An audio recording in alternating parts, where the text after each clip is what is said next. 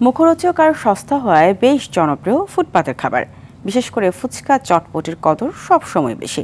শিক্ষা প্রতিষ্ঠানের গেটে কিংবা রাস্তার পাশে ফুচকার দোকান ঘিরে জটলা লেগেই থাকে, কিন্তু সেই ফুচকা কোথায় কোন পরিবেশে তৈরি হচ্ছে জানা নেই অনেকেরই। খামিরে মেশানো হয় পোড়া পাম তেল, ভাজা হয় দীর্ঘদিনের পুরনো কুচকুচে কালো তেলে। এইসব খাবার বিক্রি নিয়ন্ত্রণে কর্তৃপক্ষের নজরদারি বাড়ানোর পরামর্শ বিশেষজ্ঞদের। অস্বাস্থ্যকর খাবার নিয়ে সাদিয়া কানিজের ধারাবাহিকের আজ থাকছে প্রথম পর্ব। ছবি তুলেছেন নাজমুল হাসান সাইমন। ফুচকা, চটপটি, পানিপুরি অথবা ভেলপুরি খাওয়ার জন্য ছুটির অপেক্ষায় থাকে শিক্ষার্থীরা। শিক্ষা প্রতিষ্ঠানগুলোর সামনে তাই লোভনীয় এসব খাবারের দোকান ঘিরে জটলা লেগেই থাকে। শুধু স্কুলের সামনে নয়, রাজধানীর বিভিন্ন রাস্তার ধারেও দেখা যায় ফুচকা চটপটির দোকান ঘিরে ব্যস্ততা। তবে অনেকেরই এর প্রস্তুত প্রণালী সম্পর্কে ধারণা নেই। কেউ আবার অস্বাস্থ্যকর জেনেও নিয়মিত খান মুখরোচক এই খাবার। আমি যতটুকু জানি একসাথে ইন্ডাস্ট্রিতে ভাজা হয় আর এনভায়রনমেন্টটা আনহেলদি, এটাও জানি। খাওয়ার পরে আমার পেটে ব্যথা হয়েছিল অ্যান্ড একদিন স্কুল মিস দিয়েছিলাম এটার জন্য। খারাপ লাগে, পেট ব্যথা হয়, বাট আমি অত ভালো খাই না, বাট মিডিয়াম খাই। রেগুলারই খাই, হ্যাঁ, ছুটি হওয়ার পর খাই বা ছুটির আগে খাই।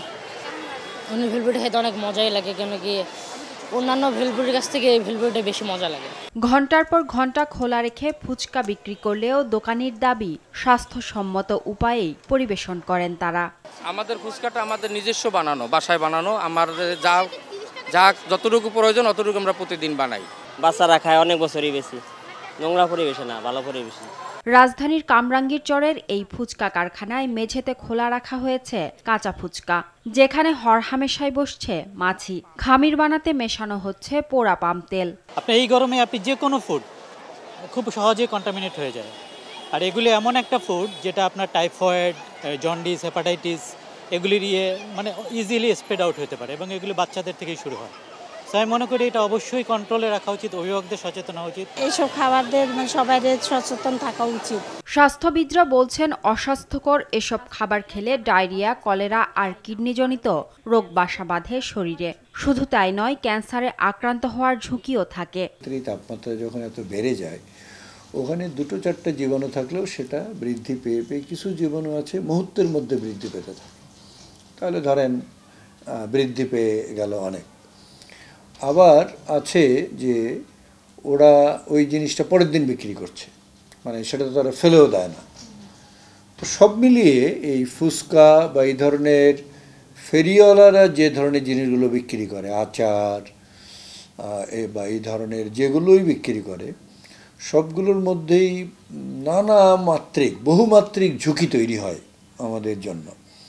সেটা ডায়রিয়া, কলেরা থেকে শুরু করে, জন্ডিস থেকে শুরু করে আমাদের লিভার বা কিডনি, এদের জন্য ক্ষতিও হতে পারে। এমনিতেই এই খাবারগুলো আমাদের, যদি আমরা আমাদের খাদ্য নালীর কথা চিন্তা করি, এটা কোনোটাই উপযোগী না। মানুষ সচেতন না হলে কেবল মনিটরিং বাড়িয়ে এসব খাবার বিক্রি নিয়ন্ত্রণ করা সম্ভব নয় বলে জানালেন নিরাপদ খাদ্য কর্তৃপক্ষের চেয়ারম্যান। প্রতিরোধমূলক কাজে যেতে যাচ্ছি। নিরাপদ খাদ্য বিষয়ক স্কুলের পাঠ্যসূচি, মাদ্রাসার পাঠ্যসূচিতে সেটা অন্তর্ভুক্ত করার কার্যক্রম গ্রহণ করেছি। আমরা তাকে বিকল্প অপশন দিচ্ছি যে আপনি পোড়া তেল 2 থেকে 3 ঘন্টার মধ্যে ভাজবেন, এরপরে এই তেলটা আর ভাজা কাজে ব্যবহার করবেন না, এই তেলটা সেকে আপনি তরকারিতে দিয়ে দেবেন।